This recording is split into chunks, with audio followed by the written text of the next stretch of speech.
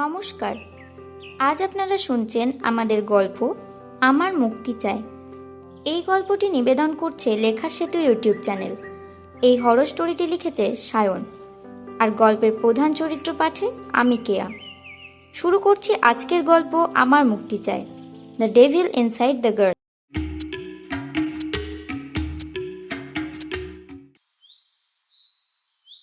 আজ থেকে আমাদের কলেজে গরমের ছুটি। যা গরম পড়েছে, ছুটিটা কিছুদিন আগে দিলেই বরং ভালো করতো। আমি Santwana De, BA final year botany student. দীর্ঘদিন পর ছুটি পেয়ে সবার মনে আনন্দ আর উল্লাস। সকাল হতে না হতে আমি যে হোস্টেলে থাকতাম সেটা অর্ধেক ফাঁকা। সকালে আমার রুমমেট আমাকে ঘুম থেকে তুলে বিদায় জানিয়ে বাড়ির পথে রওনা দিল। কিন্তু আমার এখন যাওয়া হবে না, আমি যাব পরশুদিন। আসলে আমার বাবা মা অফিসের কাজের জন্য ওড়িশা গেছে, ওরা পরশু ফিরবে।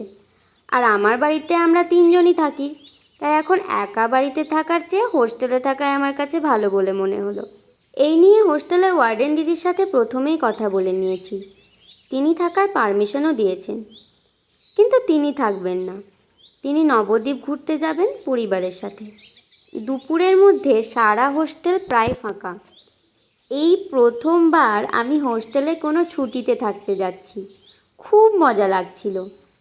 আমার সাথে থাকবেন মিঠু মাসি, তিনি এই হোস্টেলে দেখাশোনা করেন। ওনার বয়স ওই 40-42-এর কাছাকাছি হবে। খুব ভালো মানুষ উনি, সবার সাথে মেশা আর কথা বলা, ওনার ব্যবহারটাও খুব ভালো। সবাই ওনাকে খুব ভালোবাসে। সন্ধেবেলা প্রিয়াদির সাথে আলাপ। প্রিয়াদি পার্সিয়ান ভাষা নিয়ে গবেষণা করছে। খুব কঠিন ও অনেক পুরনো ভাষা, যে কারোর পড়তে দম বেরিয়ে যাবে। একজন বাঙালি হয়ে দিদি এই নিয়ে গবেষণা করছে, এই শুনে খুব ভালো লাগলো। এদেশে মেয়েদের শিক্ষার সুযোগ সুবিধা কম, তাও গরিব পরিবার থেকে এসে পড়াশোনা করা যে কারো পাতের ভাত নয়। প্রিয়াদি খুব গরিব বাড়ির মেয়ে। কথা বলে জানলাম দিদিও থাকবে এখন হোস্টেলে। প্রিয়াদি থাকে হোস্টেলের 6 নম্বর ওয়ার্ডে, আর আমি থাকি 4 নম্বর ওয়ার্ডে। তাই দিদির সাথে আমার কোনো রকম দেখা হবে না। বলতে গেলে আমি একাই। মিঠুদির সাথে গল্প করতে করতে সন্ধ্যাবেলাটা কাটালাম। তারপর খেয়ে দিয়ে আমি নিজের রুমে এলাম। হঠাৎ মনে হলো আজ ব্লগ করা যেতে পারে। অনেক দিন হলো ব্লগ করা হয়নি। ইউটিউবের রিচটাও কমে গেছে। আজ এই ফাঁকা হোস্টেল ক্যাম্পাসে একটা ভিডিও ব্লগ করা যেতেই পারে। আমি ছোটোখাটো ব্লগ ভিডিও বানাই নিজের জন্য, যদিও ইউটিউব করার আমার একদম ইচ্ছে নেই। তবে ব্লগের মাধ্যমে ছোটোখাটো মজাগুলো ক্যামেরায় তুলে ধরি। বেরিয়ে পড়লাম মোবাইলে ক্যামেরাটি অন করে। আমাদের ওয়ার্ডটি যেমন নিস্তব্ধ তেমন নিঝুম। এমন শান্ত রাত আমি আগে কখনো দেখিনি। চারিদিক অন্ধকারে ভরা, যেন কোনো ভুতুড়ে সিনেমার হসপিটালে এসে গেছি। এমন নিশ্চুপ পরিবেশ যে আমার পায়ের শব্দই আমাকে ভয় খাওয়াচ্ছিল। এবার ব্লগটি শুরু করা যাক। হাই সবাইকে, আজ আমি নিয়ে এলাম আরও একটা নতুন ব্লগ। আজ আমি আপনাদের দেখাবো আমাদের গার্লস হোস্টেলের ভেতর থেকে। হ্যাঁ, এমনি দিনে দেখালে আমি অনেক বকা খেতাম, কিন্তু এখন ছুটি, হোস্টেলে আমি একাই, আর পুরো হোস্টেল ফাঁকা, তাই এখন একটু দেখালে কোনো অসুবিধা নেই। এটা হচ্ছে আমাদের কিচেন। এখানে সবাই খেতে আসে, মানে সবাই, যদিও এখানে খাওয়া দাওয়া করে না, অনেকে বাইরে থেকে নিয়ে এসেও খায়, কারণ এখানকার খাবার খেতে পারা নিজের মধ্যেই একটা ডেয়ার। আসুন আমাদের অন্য ওয়ার্ডগুলো আপনাদের দেখায়। এটা হচ্ছে সিনিয়র ওয়ার্ড। এখানে পিজিতে যারা পড়াশোনা করে তারা থাকে। আর পাশে এই 3 নম্বর ব্লকটা প্রায় ফাঁকাই থাকে, কাউকে কখনো থাকতে দেখিনি এখানে। চলো বন্ধুরা, আমার সাথে যে দিদিটা ছুটিতে বাড়ি যায়নি তার সাথে আপনাদের আলাপ করিয়ে দিই। হ্যালো প্রিয়াদি, কি করছো? প্রিয়াদি জানালার দিকে মুখ করেছিল। আমার কথা শুনে আমার দিকে ঘুরে তাকালো। আরে আয় আয়, এই তো বসে। এই আমার ব্লগে অডিয়েন্সদের হাই বলে দাও। হাই, সবাই কেমন আছো? হ্যাঁ হ্যাঁ, আচ্ছা এখন আসি, আরও সব দেখাতে হবে। বেশ, আয় তবে। প্রায় সব জায়গা ঘুরে আমি চলে এলাম আমার রুমে। ভিডিও করতে করতে ভুলেই গেছি কিভাবে এত সময় পেরিয়ে গেছে। এখন বাজে প্রায় 12:30, কিন্তু আমার ঘুম আসছে না মোটেও। বসে পড়লাম ভিডিওটি এডিট করতে। কিছু একটা আওয়াজ কানে আসছিল, কিন্তু ঠিক বুঝতে পারছিলাম না কি সেটা। প্রায় আধ ঘন্টা ধরে এডিট করছি, এখনও শেষ দিকটা বাকি। কিন্তু এটা কি? একটু সময়ের জন্য নিজের চোখকে বিশ্বাস করতে পারলাম না আমি। আরও 2-3 বার ভিডিওটা দেখলাম। প্রিয়াদি এটা কার সাথে বসে রয়েছে? কিছুই বোঝা যাচ্ছে না। একটা যেন ছায়া প্রিয়াদির দিকেই মুখ করে বসে আছে। বিশ্বাস হচ্ছে না, এটা কি ক্যামেরার কোনো রকম গ্লিচ? একবার গিয়ে দেখে আসা ঠিক হবে। জানি না কি মনে হলো। আমি বিজ্ঞানের ছাত্রী, এসবে আমি বিশ্বাস করি না। তাও কেন জানি না ওই দিকে মন ডাকতে লাগলো। বেশি না ভেবেই মোবাইলে ফ্ল্যাশ দিলে হাঁটতে লাগলাম প্রিয়াদির রুমের দিকে। পুরো হোস্টেল ফাঁকা। দূর থেকে কিছু একটা শব্দ আসছে। আমি আস্তে আস্তে হেঁটে চলেছি সেদিকে। মনে একটা অজানা ভয়। চারিপাশ এতটাই শান্ত যে নিজের হৃদস্পন্দন নিজেই শুনতে পাচ্ছি। ভূতে বিশ্বাসী না হলেও একটা অজানা ভয় আমাকে জড়িয়ে ধরল। পা টিপে টিপে এসে পৌঁছালাম প্রিয়াদির ব্লকে। রুমের পাশে যেতেই কিছু একটা আওয়াজ আসছিল। বাইরের জানালার কাছে এসে কান পাতলাম। খুব মৃদু আওয়াজ। একটু সময় ধরে শুনে বুঝতে পারলাম প্রিয়াদি যেন কারোর সাথে কথা বলছে। মনে হচ্ছে প্রিয়াদি যার সাথে কথা বলছে তাকে সে অনেক দিন ধরেই চেনে। আমি সাহস করে জানালা দিয়ে উঁকি মারার সিদ্ধান্ত নিলাম। আস্তে আস্তে জানালা দিয়ে দেখি, এ কি, প্রিয়াদি তো একাই, সারা রুমে কেউ নেই। আমার যা সন্দেহ ছিল তাই সত্যি হলো। আমার যেন আর নিঃশ্বাস পড়ছে না, দম আটকে আসছে। এ কি, প্রিয়াদি কাকে দেখে আসছে? ওখানে তো কেউ নেই। আমার সারা শরীর যেন ঠান্ডা হয়ে যাচ্ছে। হঠাৎ প্রিয়াদির মুখটা আমার দিকে ঘোরালো। তার লাল লাল চোখ আর মুখে শয়তানি হাসির চিহ্ন দেখে আমি অজ্ঞান হতে যাব, তখনই পিছন থেকে কেউ আমাকে টেনে নিল। কে? চুপ! ওয়ার্ডেন, আপনি? এখানে কি করছিস? মাথা ঠিক আছে তোর? পালিয়ে চল আমার সাথে। আমি ওনার সাথে পালিয়ে এলাম। উনি আমাকে ওনার রুমে নিয়ে এসে থাকতে বললেন। সকালে উঠে দেখি বাবা চলে এসেছে আমাকে নিতে। ওয়ার্ডেনকে কোথাও দেখতে পেলাম না। ভাবলাম দেখা হলে ওনার কাছ থেকে এই পুরো ঘটনাটি জানতে পারবো, কিন্তু ওনার আর কোনো দেখা পেলাম না। কে জানে কোথায় গেলেন উনি। আমার আর প্রিয়াদির কাছে যেতেও সাহস হলো না। সব গুছিয়ে হোস্টেল থেকে বেরিয়ে আসছি। যাওয়ার আগে হোস্টেলটার দিকে ঘুরে দেখলাম, ছাদে ওটা কে দাঁড়িয়ে? প্রিয়াদি।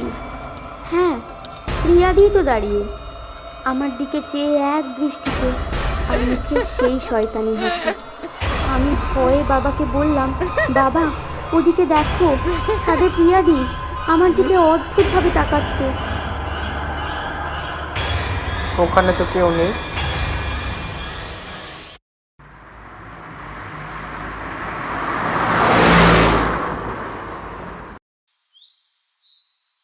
বাবার সাথে বাড়ি ফেরার পর আমি সারাদিন ভাবলাম যে প্রিয়াদি আমার দিকে এরকম তাকিয়েছিল কেন।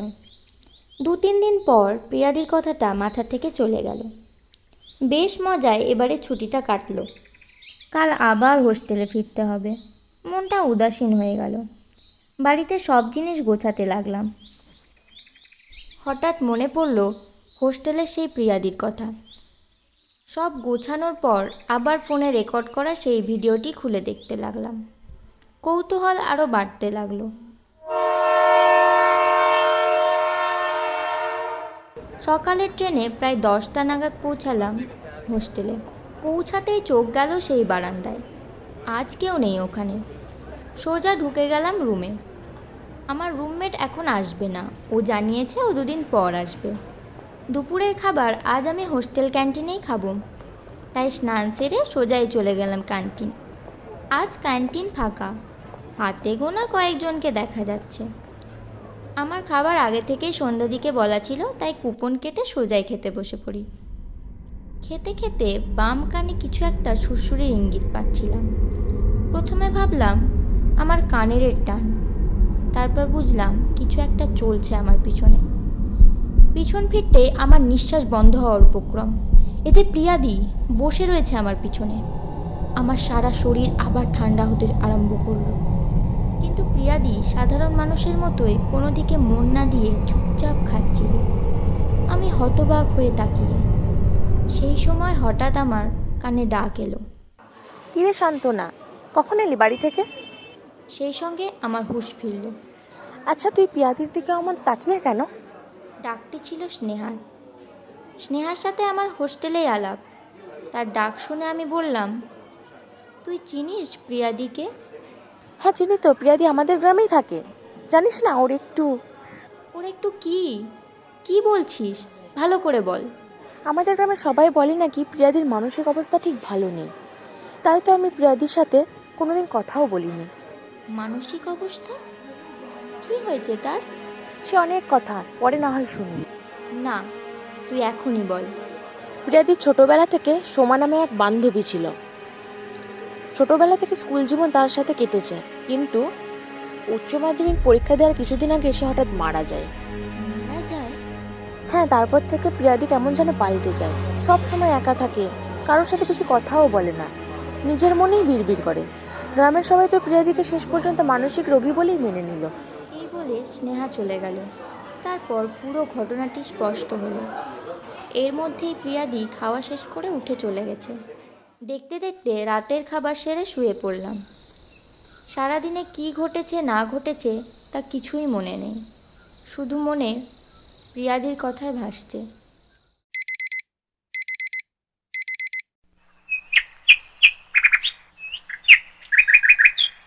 ওই, আমি বাড়ি চললাম, তুই তো পরশু যাবি বললি।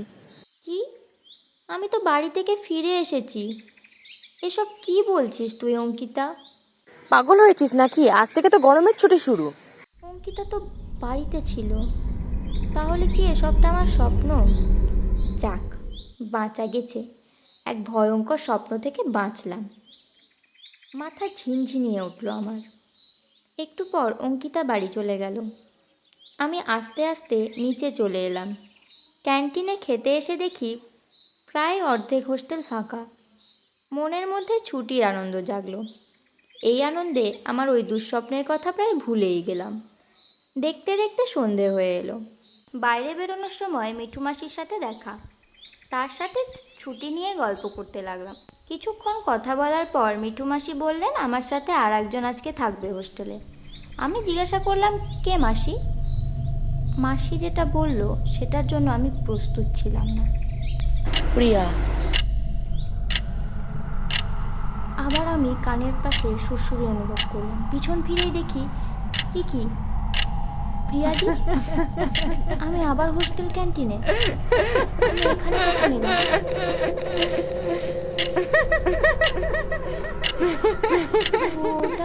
ওটা কে ছাদের উপরে?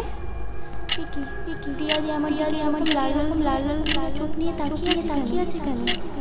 আমার সাথে কি হচ্ছে এসব? প্রিয়াদি কার সাথে কথা বলছে? প্রিয়াদি ওটা কার সাথে বসে রয়েছে? প্রিয়াদি রুমের সামনে। এসব কি হচ্ছে আমার সাথে? বাড়ি চললাম, তুই তো পরশু যাবি বললি। পাগল হয়েছিস নাকি? এসব কি হচ্ছে আমার সাথে? আমার মাথা ঘুরছে। একই জিনিস বারবার ঘুরছে কেন? কি করবো? প্রিয়াদি, এটা তোমার কাজ, তাই তো? প্রিয়াদি, আমাকে বাঁচাও। প্রিয়াদি। বাড়ি চললাম, তুই তো পরশু যাবি বললি। না। এখন সান্ত্বনা এক লুপে আবদ্ধ। এখন সে আর তার হাত থেকে পালাতে পারবে না। প্রিয়ার বান্ধবী আর প্রিয়াকে যদি কেউ বিরক্ত করে তবে তার শাস্তি সেটাই হবে। পৃথিবীতে কিছু জিনিস আছে যেগুলো কখনো না দেখাই ভালো। এখন সে রয়ে যাবে এক লুপে আবদ্ধ হয়ে। তার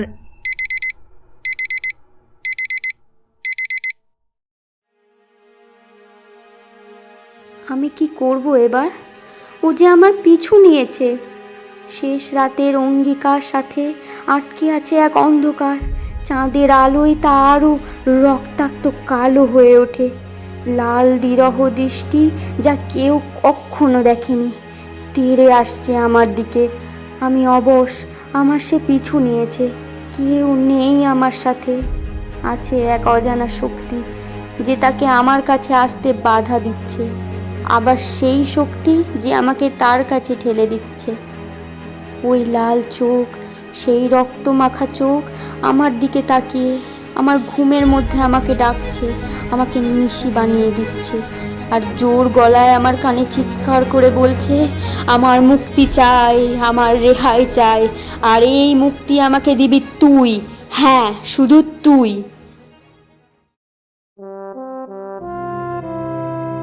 আজকের গল্প এইটুকুই।